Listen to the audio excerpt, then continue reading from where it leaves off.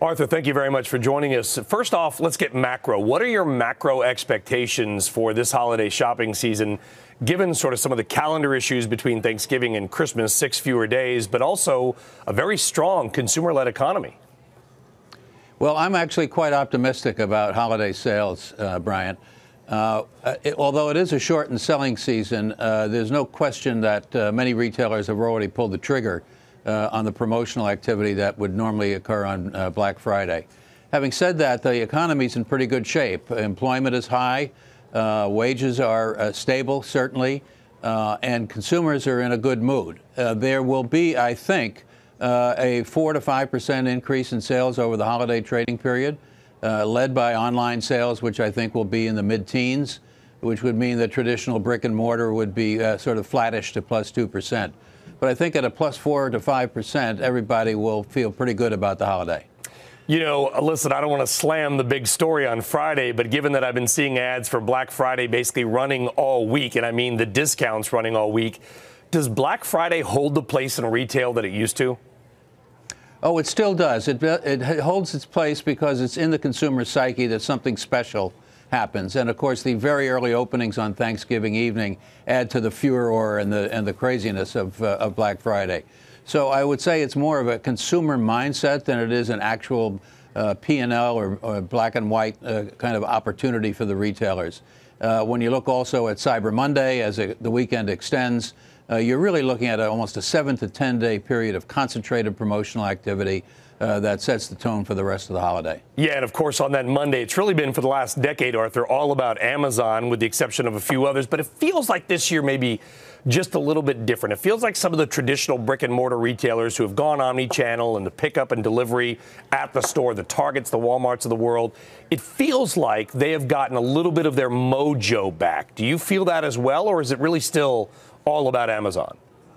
Well, it's not all about Amazon. I point with some admiration to Walmart and what they have achieved in responding to the Amazon challenge. Their last quarter results, their online digital sales are up 40%, which is an astonishing number. Target is also doing extremely well, as you point out. People have realized that Amazon is not going to own the world. There is a balanced place in the marketplace for retailers who have both bricks and mortar and online businesses. The trick for those retailers is to find the right balance, and I think Walmart's a great example of how they're doing it. Yeah, I know it's probably hard to exactly know, Arthur, but your best guess, where do you think that incremental customer for Walmart, digitally in particular, is coming from? Are they stealing that customer from Amazon, or are they stealing it from someone else, or is this sort of a new net ad? Well, I think it's actually their customers learning that they can shop online and have the same kind of selection and service that they get if they actually go into the store. I think it's a deeper penetration of that consumer's wallet rather than necessarily a new consumer. Obviously, you referenced Walmart and Target as well. Is there anybody else out there that you see from your vantage point and you say, hey, that company, they're doing it well? Well, I have to give it to the value retailers, TJX and Marshalls, who, without a significant online presence, still bring the consumer into their stores for the treasure hunt that those stores represent. They continue to knock the ball out of the park with revenue growth and with profitability. So I admire them very much. And I would say one who has risen from the near dead is Best Buy, who are doing exceptionally well. They learned how to deal with the showrooming threat that the online retailers presented and have responded extremely well and have reported their latest quarter a very solid sales increase. You know, the TJ Maxxes of the world and the Rosses, they've done well in part because other retail is shrinking, and I believe they're able to buy a lot of inventory, you know, for relatively inexpensively as other inventory and other stores close down and that shrinks. The Lord & Taylors of the world, for example, your former company, Sears. Do you see that trend of retail slowing down at all? I think we're in a very Darwinian period for retailers, the survival of the fittest, and the war has never been more difficult and more challenging. So I see continued consolidation in retail. I see retailers falling into an old trap, which is buying inventory into a trend they wish they had, as opposed to a trend that they actually have, which feeds that merchandise right into the TJXs and the Marshalls of the world.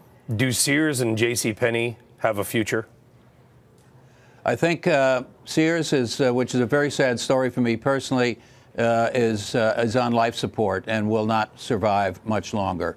The reorganization under the bankruptcy proceedings will not produce a vibrant, vital retailer that can survive. JCPenney has a little longer in its life cycle, but they are burdened with far too many stores in C and D malls around the country. And it's going to require severe and dramatic action to shrink their footprint and to shrink their expense base to be commensurate with their physical footprint. So I think they're going to be a little longer story to play out, but I'm not optimistic about them either in the very long run. Yeah, and I want to wrap it up with this because you mentioned malls. I mean, Carl Icahn has made a big short bet by betting against the debt of many of the mall operators. The mall used to be the place to go when I was a teenager. No longer is that the case. Do you see the mall continuing to die, or consumers and their fickle trends will someday bring the mall back? Well, again, same Darwinian process operates here as well. The number of malls is far too large for the population. One of the statistics that I find fascinating is that the average mall space has grown at a 4% annual compound rate for the last 30 years. The population of the United States has not grown at that rate. So we have a serious excess of square footage relative to the population and its needs. And those weaker malls will go by the wayside. So the footprint of malls will shrink. The best malls are repurposing space to make them social spaces, restaurants, fitness studios, and the like. And I think there's a reason for them to continue to exist. But expect a lot of fallout from the lower tier.